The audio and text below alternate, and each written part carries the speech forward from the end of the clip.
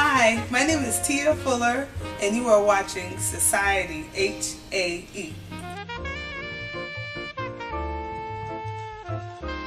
Jazz is freedom to me. It's a way to express yourself and to be free and to be an individual, and for you to kind of to touch within yourself and to share with the world.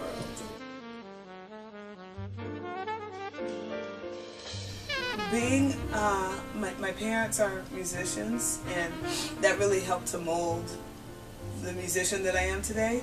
So I remember my sister and I would be out in the front yard, like on Saturdays, playing with the rest of the kids, kickball or basketball or whatever.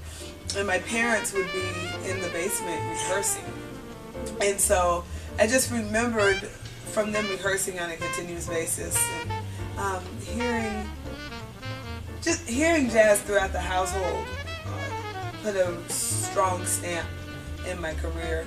And then on top of that, more on an individual level, when I used to hear my mom and dad rehearsing in the basement, I'd be upstairs in my room. I'd have a cassette tape, and I'd be, not that I'm a vocalist, I sing a little bit, but I'd be singing into this cassette tape trying to sound like my mother. And I think that was my first introduction to really trying to learn from, audibly just learning from material that's already been there. Like the fact that my mom was singing and I was trying to emulate her. I was really trying to become who she was in a sense, and sing like her. And I think I've taken that element and really tried to delve into other saxophonists the way that I did with my mother. The small audiences and unfortunately dealing with a media or a culture of people that aren't necessarily influenced and engaged in jazz, the genre of jazz. It's like now we're in a pop culture, hip hop culture, you know? Whereas back in the day, the 20s, 30s, jazz was the popular music. So everything that surrounded that was exciting, and that was the in thing to do. Now, as being a jazz musician, it's kind of like, oh man, I'm a jazz musician, okay. Which is transferring into CD sales or digital sales, and really about, there's less than 2% of the jazz audience out there that listens to jazz. And so I'd say that's the most challenging thing, is to have, as a young jazz musician and older musician, is to have the audience, and to that translates into CD sales and support in the clubs, and just filling seats, and then them or us being supported by our music, you know, because it's like a cycle. Everything has to support each other in order for us to function. One of the first clubs that I remember going to sitting in is a club called the El Chapultepec Lounge in Colorado. And that was, I mean, it's been there a long time, so I don't think that was my first, but that was like one of the main places that I frequented when I was sitting in, just kind of learning. Women, and even in Beyonce's band, it's really a magnetic thing that happens, and an innate connection that happens with women that's very different from men. And I don't want to say it's any better or worse, it's just, it comes from an extremely internalized place, whereas men sometimes it's like more aggressive immediately, whereas women, we kind of go through this process, this evolutionary process of creating music together. One thing about Beyonce, she's very open, and man, as far as the influences that she's made on me, it's really amazing. There are a lot of things that I do within my presentation or show that are definitely inspired by her. One, wearing heels on stage.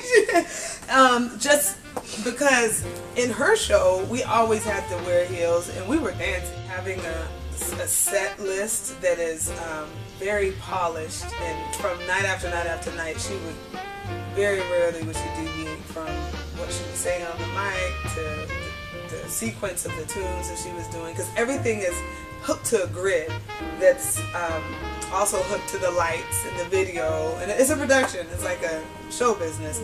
And so something that I've taken is recognizing the strength and really taking a set list and using that as a structure, as a format, and in jazz being able to have that creativity and spontaneity in the midst of the structure. Her being very open.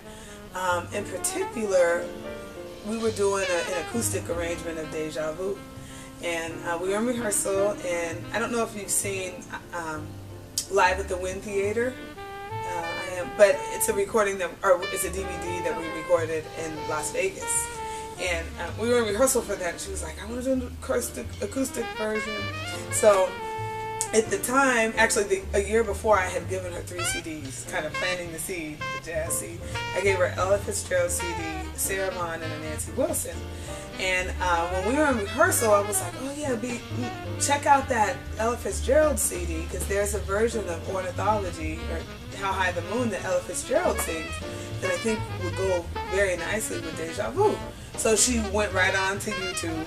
She's like a YouTube, she loves YouTube. And she went right on there, she was like, oh yeah. So she had never scattered before, but during rehearsal, me and a couple other girls that played jazz, we were trying to teach her the syllables for scatting. The next day she came back and learned the entire thing verbatim, sounding just like Ella. And then as a result, she ended up putting that and implementing that in the show. After, thank God I was able to give that, because after that happened, I was like, okay, my duty is done. If I could hook her up with these jazz albums and she's able to be introduced to Ella Fitzgerald and incorporate it in her show, shoot, I'm here. My purpose is done, you know? So yeah, it was really great. And she's just a master at learning, like her ear. She has an amazing.